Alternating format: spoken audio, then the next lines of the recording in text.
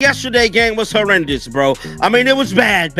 I mean, this one might be one for the ages, bro. I can't even lie. The referees just exposed their hand so bad, bro. I mean, they just didn't care no more. They didn't care. The world was watching how bad the calls was. They didn't care at all. They was going to get their issue off against the Fever no matter what. And I'm here to tell you, that's exactly what went down, bro. I mean, they got their issue off in a major way, bro. I mean, there was countless of times I could literally look at the screen and know that was. What if I told you the real MVP of the WNBA isn't a player, but a referee, one with a personal vendetta and a whistle hotter than a jalapeno? Buckle up, because we just found footage so wild it makes reality TV look like Sunday service. Caitlin Clark didn't just get fouled, she got flat out robbed. And the receipts? They're messier than a toddler's spaghetti night. You won't believe what this ref pulled off. And yes, it's all caught on camera. Let's dive in. So lads, today the referees gave the report on the situation, and it's even worse.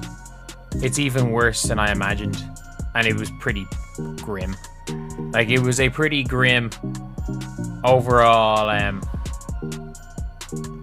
it was a pretty grim overall. Watching the WNBA and seeing how things are run, seeing how things are done, and after you've seen what it looks like to get it right, and you come in and see something looking really wrong, you're going to call it out. It is what it is.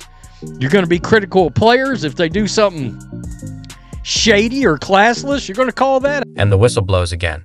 Not for a foul, not for a travel, but apparently just for the crime of being Caitlin Clark. Let's be real. This isn't basketball anymore. It's a cheesy soap opera with referees cast as cartoon villains. Between the missed calls, phantom fouls, and the convenient oops, didn't see that punch to the face, WNBA refs have morphed from officials into full-blown chaos gremlins with whistles. With you guys an article that I found that honestly gives us so much insight into the WNBA referees, how they are hired, how much they make, and there's one section that really stood out to me, and they break down essentially why they are making the calls that they make, and they also talk about the influx of new fans flooding to the WNBA. They talk about Caitlin Clark a little bit. This article to me was really telling. It actually came out in January, but it was published by SB Nation, and it's entitled How WNBA Referees Are Scouted, Trained, and Held Accountable. The audience isn't confused anymore. They're just exhausted. This isn't suspense. It's sabotage in slow motion. Crooked refs aren't merely ruining games. They're sucking the joy out of a league that's supposed to be on the rise. Fans tune in for real competition, not some referee-led improv act. It's like watching a cooking show where the judges unplug the oven mid-bake and then blame the contestant. And Caitlin Clark? She's that contestant, forced to smile while her three-tier cake collapses into a puddle on the floor. With what they say coming into the season, Kathy was made it her business to let them know that, referees is going to be getting assessed for this next season to make sure they're making the right, proper calls. Man, at this point, we need NBA refs all the time, bro. I don't want these YMCA, junior league, high school ass referees, bro. We need real life refs, because as of right now, they're costing the Indiana Fever major games that they definitely. Let's be real. Caitlin looks tired, and not the play 40 minutes, drop 30 points kind of tired. This is the deep, soul-worn exhaustion that comes from knowing you could score 60 and still get called for a charge because you blinked too hard. She's carrying a franchise, a league, and half of women's basketball fandom on her back, while the refs seem intent on tying her shoelaces together every time she touches the ball. Remember how last year started? You remember the lopsided officiating that we got last year?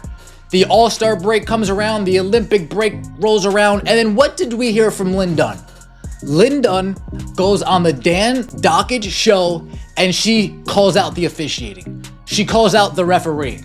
She calls out the WNBA. The lopsidedness that is being shown not in favor of the Indiana Fever. The clear biases when it comes to foul calls. The clear biases when it comes to not calling foul calls. Last year, it took a... Of course she's depressed. Who wouldn't be? Imagine being elite at your job, showing up every night to work miracles, only to find your biggest obstacle isn't the other team. It's the refs. They somehow miss outright assaults but call fouls on her for simply existing, like she's violating some secret anti-glove rule. It's not just wrong, it's absurd. Like Caitlyn accidentally wandered into a world where logic doesn't apply. Meanwhile, Coach Stephanie White didn't just lose her cool, she gave it away. She looked like she was stuck in a bad improv skit, pacing and yelling, turning redder by the second.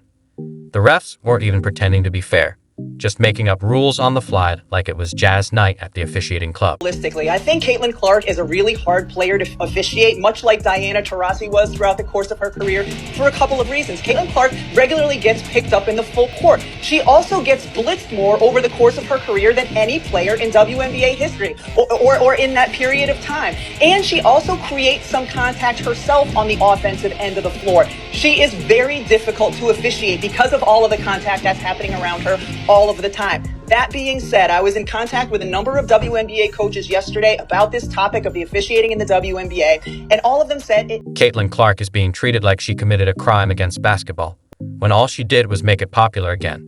The WNBA wanted attention. Now they've got it. And the refs look stunned, like vampires caught in the sun, clueless under real scrutiny. Every bad call becomes a meme in seconds. Twitter breaks down every flop and whistle in slow motion. Meanwhile, Caitlyn gets called for breathing too hard in the paint, while the other team runs a UFC demo with no consequences.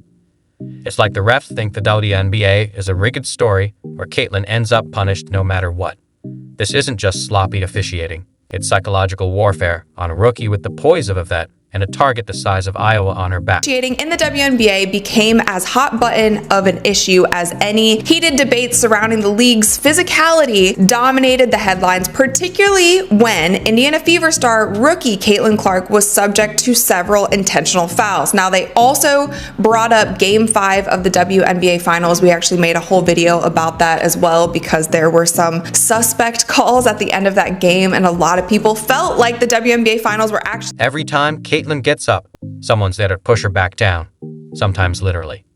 Meanwhile, Coach White's sideline meltdowns are becoming more legendary than the games. She's basically the unofficial voice of reason, if reason came with red-faced yelling and clipboard-smashing intensity. You can almost hear her inner monologue screaming, "Are you serious?" every 2 minutes. She's protesting so hard it's a miracle they haven't mic'd her up and given her a post-game therapy show. And can you blame her? Watching your star get hacked like an old password without a whistle would drive anyone over the edge. But instead of celebrating Caitlyn, we're stuck dissecting slow-mo clips of her getting blindsided while the refs pose like statues.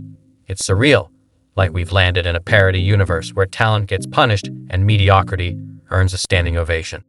It took us 4 games for Stephanie White to say, "I've had enough." It's taken 4 games for Stephanie White to say, "You know what? I've had absolute enough. Game 1, okay. Game 2, okay. Game 3, all right." But today was the last straw when it came for Stephanie White. The New York Liberty get to the free throw line 32 times. The Indiana Fever this season have a discrepancy -31 when it comes to free throws. That's how it feels. The boos are louder, the internet's stacked with receipts, and no one buys the just part of the game line anymore. It looks rigged by interns on a caffeine high who think rules are optional. And yeah, it should sound harsh. This isn't just about Caitlyn. It's what happens when real star power gets a system that can't handle it. The refs cling to their power like it's the last slice of pizza, blowing calls with zero fear of millions watching in slow motion. Caitlyn plays too well? They make it harder. If nothing changes, the final act won't get cheers. It'll get people leaving, wondering why they ever cared. And just when you think the refs can't top themselves, they crank the chaos to 11. Not just bad, cartoon bad. Like they found their rule book in a coloring book. Why was JC Sheldon's foul upgrade to flagrant one? In the judgment of the officials, the foul by Sheldon was unnecessary. The contact to Clark's face. Furthermore, there was a wind-up and impact, and the contact to face carries potential for injury. How did you come to the conclusion that that is a flagrant one? How did you come up to the conclusion that it was unnecessary? There was a wind-up, and it was to the face. The 3 of them that is a flagrant 2. By definition, you've described it. Refs are the worst. They really are the worst. We got to unpaint these narratives. They all have heart. All the mannerisms in basketball are the same. This is gonna be the same. Doesn't matter your color, your race, or your religion. That means I shot in your face. This means I'm clapping, I'm excited. How do you make basketball mannerisms about race? Make it make sense. Sometimes we might even push the ref. I'm in the heat of the moment. I'm not a bad person. Wait, hold up, wait. You be pushing refs, Angel? Well, I ain't never pushed them, but I've gotten in their face. You know what I'm saying? 'Cause, you know. Even when you watch the MNBA, I would pray for, and Scott Foster sucks, but I would pray for a Scott Foster in the WNBA. Some of these women's refs, I don't know if you feel this way, Angel, but